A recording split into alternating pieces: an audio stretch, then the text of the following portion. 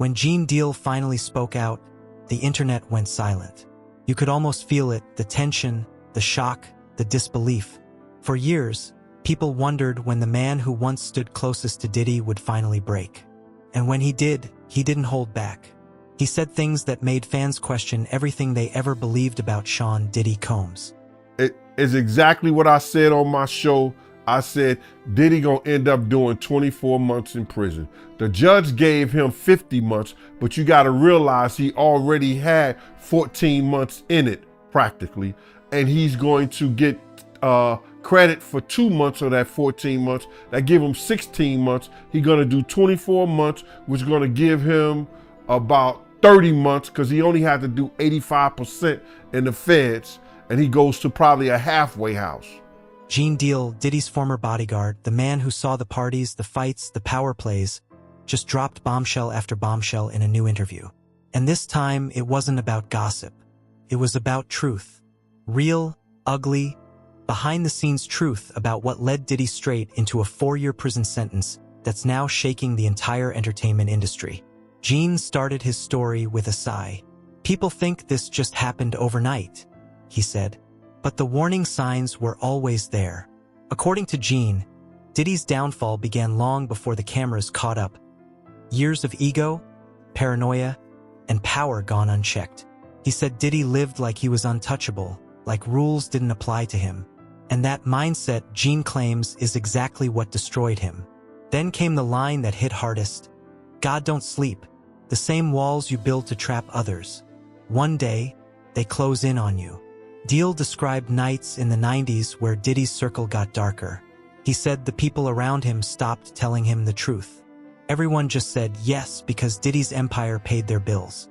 And when fame mixes with fear, that's a dangerous combination. He started believing he was a god, Gene said. And when a man believes that, he stops listening to anybody. The former bodyguard didn't sound angry. He sounded disappointed. Because he'd once protected that man with his life.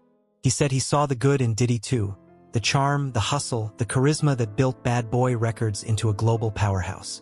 But behind closed doors, he saw something else. Control, manipulation, and fear tactics that kept everyone around Diddy walking on eggshells. And now, Gene says karma came full circle. When the news broke about the 4-year sentence, Gene claims he wasn't shocked. He said, "I knew it was coming. I told him years ago, if you keep playing with fire, eventually you get burned." What really stunned people was what Gene said next. He revealed that Diddy's mental state inside prison is collapsing faster than anyone expected. "He's not built for that," Gene said quietly. "He's crying. He's breaking down. He's realizing that money don't mean nothing when the door closes and you're just another inmate number." That one quote spread across social media like wildfire. Fans who once idolized Diddy started questioning everything. Could the same man who once shouted, "Can't stop, won't stop," really be sitting alone in a dark cell, whispering for help? So he got off like a fat rat in a cheese factory.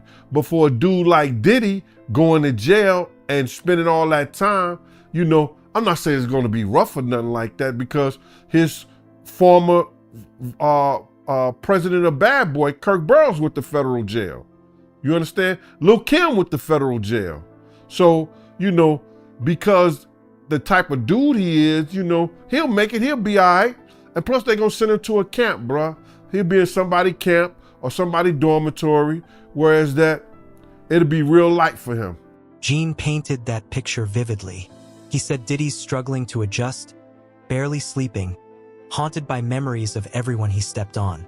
"That's the thing about power," Gene said. "It feels good until it disappears.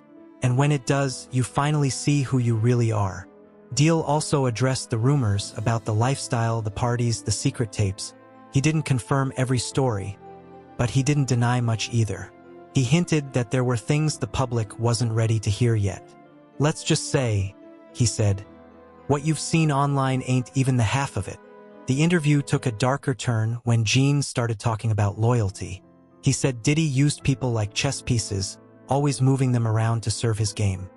He didn't care who got hurt as long as he won, Gene said. But in the end, nobody wins when you play like that. He revealed moments where he tried to warn Diddy, to slow down, to stay humble, to remember where he came from. But fame is a drug, Gene said, and once you're addicted, reality stops existing. And now that reality has hit harder than ever.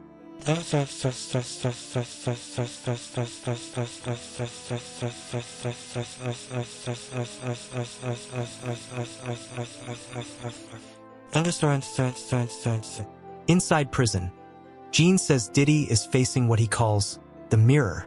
There's no music, no lights, no fake smiles, just silence and consequence. That's what eats you alive, Gene said.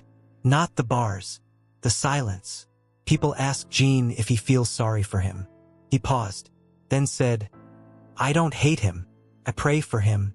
But I hope this time he learns what real life feels like, not the fantasy he built. That's when he dropped the final bomb. If Diddy doesn't change after this, he never will. Because this isn't just punishment, it's revelation. For fans, that moment hit deep. Because it wasn't just about Diddy's sentence. It was about what happens when power, ego, and money go unchecked for too long. Gene's words felt like closure and warning. What you do in the dark, he said, always comes to light. And sometimes, that light is the harshest thing you'll ever face. Now, Diddy sits behind bars for 4 long years, watching the world move on without him. His empire's fading, his allies are quiet, and the man who once had everything is left with nothing but time. And maybe, just maybe, that's what it takes to finally wake up. Because as Gene Deal said, you can escape people, you can escape the press, but you can't escape the truth. But Gene wasn't done talking. After that first interview went viral, he came back days later with more, and this time his tone was heavier.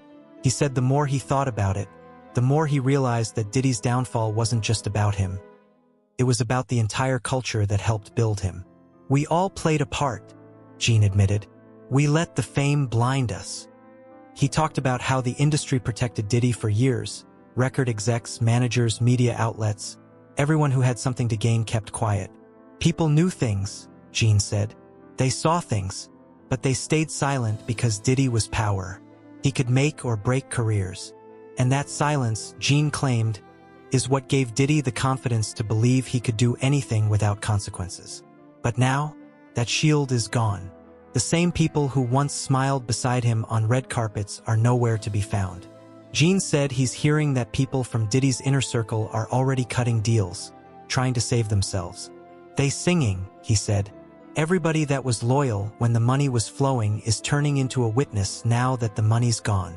He even mentioned how the music world is quietly distancing itself. Artists who once called Diddy a mentor are deleting old posts, unfollowing him, pretending like they barely knew him. That's how fast love disappears when the lights go out, Gene said. One day you're a king, the next you're a headline.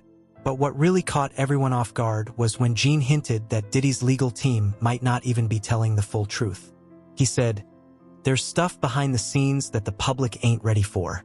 The 4 years might just be the beginning. That one statement sent shockwaves across social media. Fans began asking, what else does Gene know? Is there another storm coming? And Gene just smirked. Let's just say, he replied, if y'all think this is the end, you ain't been paying attention. That line alone reignited the entire online conversation. People started digging through old interviews, photos, and statements trying to piece together what Gene was hinting at.